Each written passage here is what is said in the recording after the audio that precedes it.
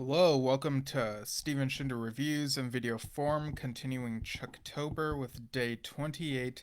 This time talking about Chucky Season 3, Episode 5, Death Becomes Her. And that title, of course, is an homage to a film, as has been the trend in Season 3. And this is a film I actually took some time to watch. And having seen it now, I realize that uh, in season one, Devon's mom falling down the stairs and her head being backwards at the end is an homage to a scene from Death Becomes Her. It has some campiness that some people might really like. This episode was directed by Samir Rahem and was written by Nick Ziegler, Amanda Blankard, and Diana Powell. So looking at Diana's credits, was an assistant on an episode of Dead to Me, and has a story by credit on a TV miniseries called A Friend of the Family. So interesting. This was a good episode. I would say it was worth the wait after that long hiatus between halves of the season, but it was still a really frustrating wait. But better to come back with a good episode than a mid one. This one aired April 10th, 2024. So let's see, October 25th to April 10th. That's like 5.5 months right there. It's wild. So after the stuff that happened at Halloween, there's a press conference. The president and first lady are trying to talk about the unfortunate deaths at the party. Uh, at one point, Price confronts Charlotte with footage of the party that shows Joseph's ghost, where he's wearing a phantom mask and like vanishes. And so, yeah, it's a ghost, but Charlotte dismisses it as a trick of the light. Although you get the sense that she doesn't actually believe that and that she's trying to brush off Price. But because later on, um, she talks with her husband, who admits to having seen a ghost, and then she's like, "Why didn't you tell me about this?" And like you realize, or they realize how much distance has been between them, or whatever. Um, and I mean, the trick of a light comment, it kind of reminds me of in the previous episode where um, the trio say that even if we get footage of Chucky talking, some people will think it's deep fake. So it's interesting how years ago camera footage could have been enough to prove things, but now we're in an age where people can use technology and manipulate footage and whatnot. But yeah, so um, Chucky is bedridden. He looks older than even at the end of the last episode.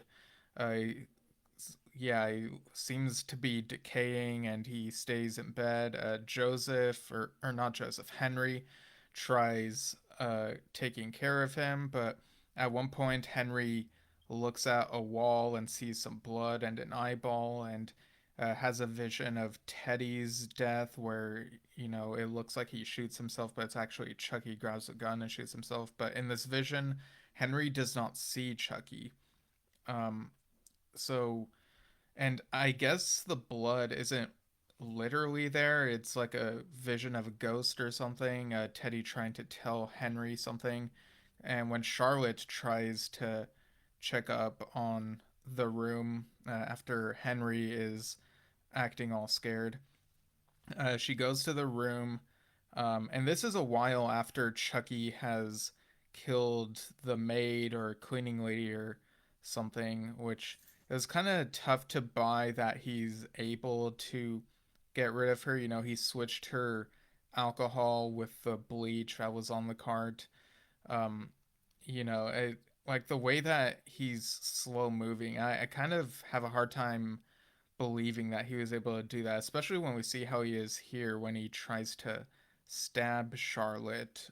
But she doesn't notice anything wrong, leaves the room, and Chicky's like, "Man, I can't even get it up anymore. That's embarrassing." Referring to not being able to raise a knife to stab anymore. But of course, it's an innuendo.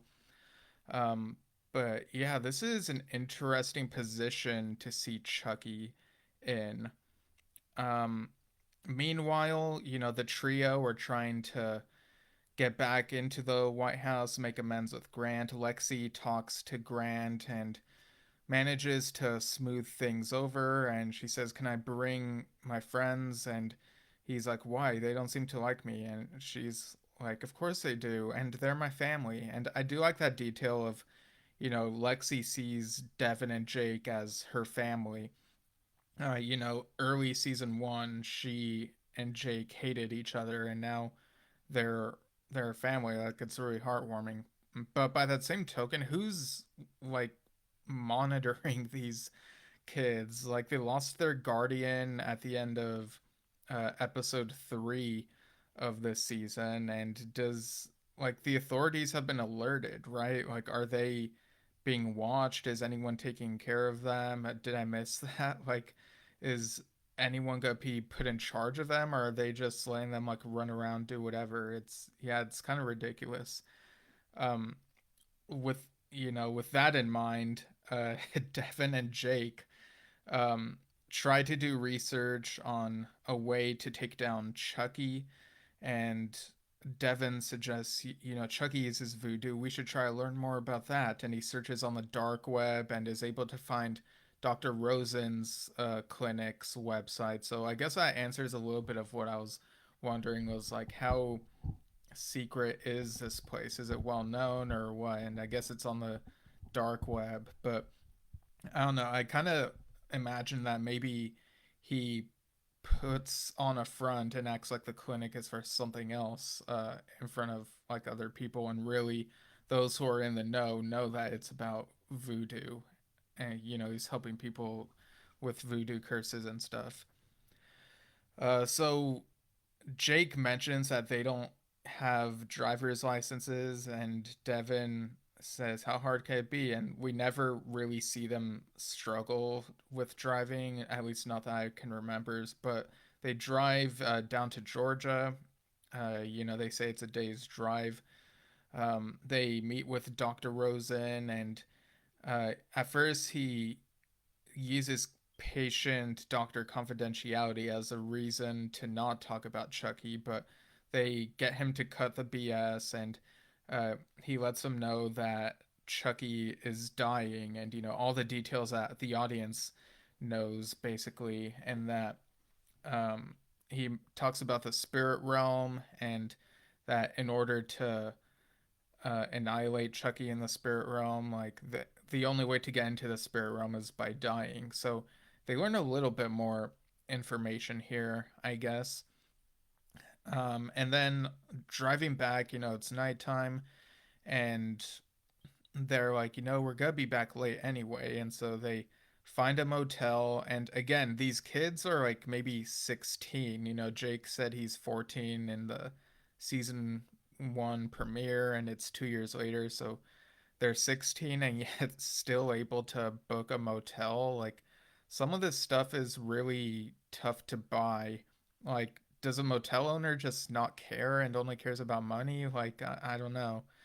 Um, like, I don't, I, it's a fine line, right? It's like, do you try to explain every little thing, like every loop in logic, or do you just let the audience piece it together using their own imagination and maybe context or whatever? So your mileage may vary on all this, but in any case, Devin and Jake spend the night together, and they feel closer now that they've done that, and they're on their way back to um, is it New Jersey or is it Washington D.C.? I don't remember, but up north.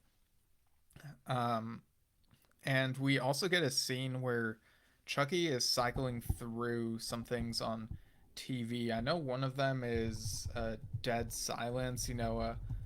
A highly underrated James Wan and I think Lee Winnell film. The creators of Saw. It's a supernatural ventriloquist dummy type movie, and it's pretty good. I think it was even distributed by Universal, so maybe that's why it gets shown here. The footage. Chucky's flipping through TV, and there was something else that was on that he saw before that. I'm trying to see if I can figure out like what the other thing was, because I know the one after was Megan or Mithrigan or whatever you call it, but he does pronounce it Mithrigan here, and is like, she stole my moves, and is like, fuck you, Mithrigan. Um, and the funny thing about that movie is that, that one involves an AI, artificial intelligence type of doll. And I thought it was pretty solid, and it sort of made me feel vindicated in like my assertion that the Child's Play remake with the AI doll aspect of it could have worked as a good movie if it was just stripped of the Child's Play elements. Um, so yeah, I thought that was kind of interesting. Was there ever talk of like a Chucky versus Megan movie, or maybe I'm just thinking of Chucky versus Annabelle, which I think Don Mancini might have mentioned could be fun, but having seen the Annabelle movies, which are a bit more serious and also not really that exciting, um, I don't really see how Chucky and Annabelle interacting would really work, really be compelling. Um, but okay, so it says here that the other movie I wasn't familiar with is called The Boy. Let's see, it came out 2016, and um, okay, I guess it involves a life-size doll. Um, Oof, the Rotten Tomatoes score doesn't look very good for this one, but sometimes I enjoy things that uh, get low scores, and like I disagree with the general consensus. So, oh, Lauren Cohen is in this, or Cohen, however it's pronounced. Um, I don't know if I recognize anyone else who's in this, but yeah, I think that's also a Universal property. I know Megan is. Um, okay, distributed by STX Entertainment. Um, yeah, okay, I don't know, but yeah, Chucky is flipping through the channels, and he also sees a news report about Tiffany being on death row. But I mean, it's said to be Jennifer Tilly on death row. But we get this very weirdly human moment from Chucky, who says to himself, "Ah, Tiff, ha- we never thought it would end like this," or something like that. And he tries calling her, and I guess she's been refusing his calls, but she finally lets him through, and they get on this phone call where Chucky opens up and says that he is dying for good because things aren't so good between him and Dumbala. And even though Tiffany was upset when the phone call started, over the course of this little conversation, they really connect again, and she tries to motivate Chucky and says that he's like a cockroach and can survive anything, and compliments him as a killer, and then he's like, "I love you too, Tiff." And yeah, this was a really weird, kind of sad, also, but in a twisted way type scene. It's very weird. I don't know. I think this phone conversation was one of the things that really made this episode. Or I'd say it's one of the top moments of the entire series. But at the end, after feeling motivated again, Chucky is able to kill President Collins. I think he bites his face and uh, gouges his eyes or whatever. So, yeah, what a way to end the episode. Um, so yeah, again, I thought this was another solid one. I kept wondering if I would rate it in 8.5, but I think, thinking over some of those leaps that I was talking about, I'm thinking maybe not that high, but um, I think maybe I liked this a bit more than the previous episode. So I'll tell you what, I'll split the difference and say 8.25 out of 10 for this one. So yeah, I'll be back tomorrow talking about the next episode, which is titled Panic Room. And thanks for tuning in to Chucktober here on Steven Shinder Reviews and video form, and I'll see you all soon.